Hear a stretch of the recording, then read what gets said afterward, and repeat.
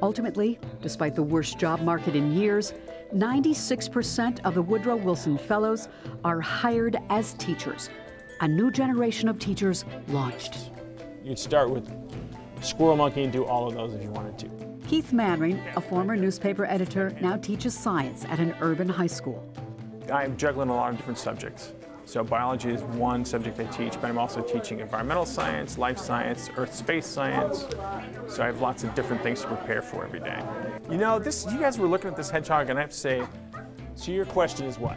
Really trying to figure out, okay, where are the kids at, and how am I going to get them where they need to be?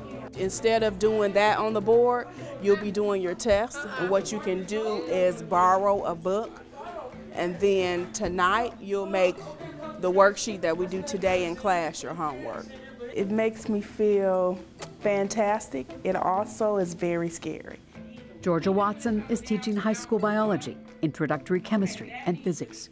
My main thing right now is the amount of paperwork that I have to deal with. Normally when we've had a test, it has been between 60 and 80 points. Your benchmark is going to be worth 150 points.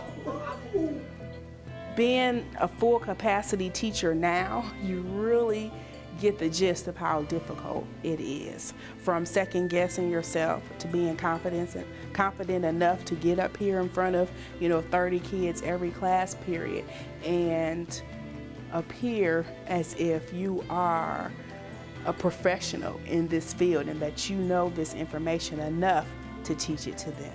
And that's difficult. New teachers face high rates of burnout.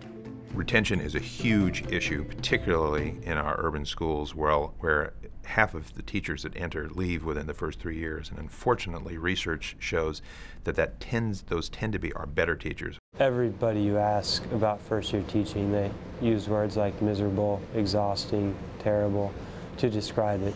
Well, you know it's mixed by the label, right? So do you think it's mixed evenly or unevenly?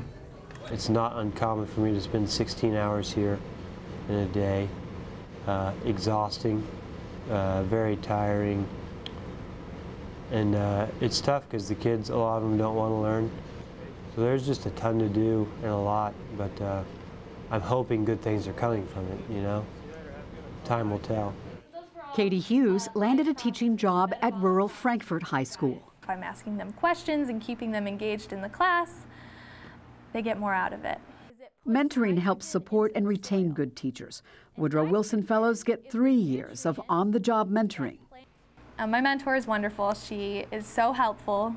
We bounce ideas off of each other, and she looks over my lesson plans and says, oh, I have something that would make this one even better, or that's a really great idea. Let me know how it works.